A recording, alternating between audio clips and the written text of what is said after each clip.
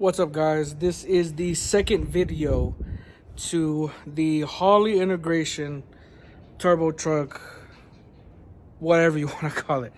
And I haven't had a chance to be here too much, but Isaiah has. Of course, since he's going to be the mechanic of this overall, I'm just doing maybe a couple things here and there to help him out, nothing too crazy. And let's just say it's almost ready to fire up. So let's take a look at it, see what all he has done, and how everything looks now. So in the last video, you kind of saw how everything was torn apart. There really wasn't much there. Heads were pretty much the only things on there.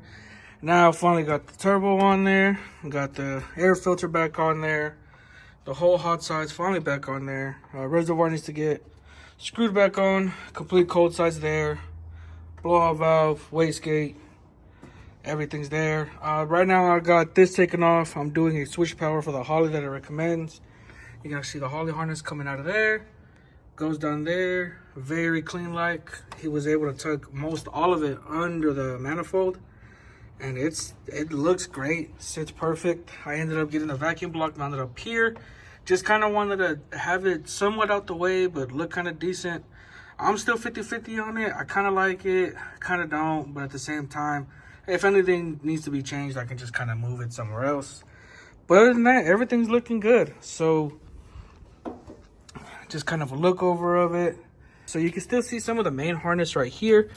And with this main harness being in the way, kind of, there's still some harnesses, still some plugs I'm finding that need to be cut off, cleaned up, and still make some more room. So today, since everything's already plugged in, this is going to be cut off, and then it'll be tucked back inside the main harness right here. And since I actually have it open right here to the main harness, I can actually kind of just, cut it all the way off completely since it won't be needed no more. Stock fuse box still going to be used, luckily. Stock PCM still going to be used, the whole point of the integration. And I can just kind of see everything a little bit better. As you can see, I got to add a circuit for switch power. Let's go in here real quick. So you can kind of see some of the wiring right here. All this is going to be switched power. Gray one's going to be for the brake switch, which actually, shout out to JP. He's another mechanic friend of mine that did some work on this truck. He actually did the two-step on it and left where he tapped into the brake switch, and I'll show you that here in a minute, so that way who's ever doing this on the Silverados, you know exactly which one it is and which one's going to work. So now for those asking, I went ahead and got a Huron turbo kit. This is it. It is their newest, most updated kit. I've had two other friends, JP and another buddy, Shade, who have ran this kit. They ran, the revision before, and they were kind of okay with it. There was a lot of modifications they had to do. And now that I got this one, they actually said that this one kit's a lot better. Some slight modifications, as in cutting the headlight bracket. And this is a 99 Silverado, but I'm doing the 03 front end. So, of course, I got different headlight brackets. It was kind of a pain just because these were brand new brackets that I got off of LMC. And they got completely cut. But, of course, whatever it takes to make power, Of course, some of these bumper brackets are getting cut off also, so that way I can go ahead and put the 03 bumper on there, which I'll make a video on that. And, again, more cutting, more sad pieces being cut. And everything fits very, very well. Again, you kind of see this black piping. Again, if this was for a stock manifold, everything would bolt up just fine. It happens, like I said, anything to make some power. As you can see, the hot side, there's not much touching, not much rubbing. Everything fits very well, as it should. Everything fits. They didn't need a hammer for clearance or anything. It all works so well. So I'm very, very happy with this kit. finally starting to button the truck up, but sadly, I don't think I connected this thing right. So we have Isaiah here, finally in person, trying to fix my mistakes. And you said this was turning on earlier.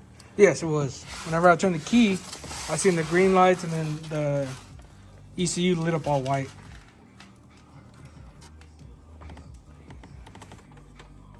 Keys turned.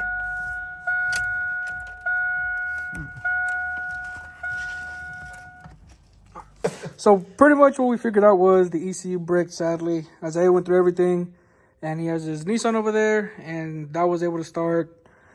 Took the ECU over there, tried to start it, didn't start. It is what it is. Anything you got to say personally with your experience of Holley? Is this a common issue? Does this happen? Can this happen again? What are your 2 cents on this? I mean, it can happen. It all just, unfortunately, we don't know what caused it. It's just part of it. I mean, I've seen forums of people of it happening to people, but Holley's good customer service. They're able to send them off, get them checked out, get them tested. They'll either let you know, hey, it's bricked, we'll warranty it out, or they'll send you it back. And sometimes they can unbrick them if they are, but could have been anything from a voltage spike or really anything at this point. So with this happening, your first time actually seeing it on hand, knowing you have 2 vehicles with Holley systems, would you still buy another Holley? Oh, 100%, I would. I mean, I've turned both of them on. The Dodge, that one turned on, and that was my first Holley, anything, Terminator of any kind. But with the Nissan, wired that thing right up, and you've seen how I've been jumping it off, and it's still doing good. So I would stick behind Terminator, and the thing that's going to prove it really is their customer service. That's what will always bring it back in. If they take care of you, if they don't, I'd be just as mad. But like I said, I know they'll take care of you.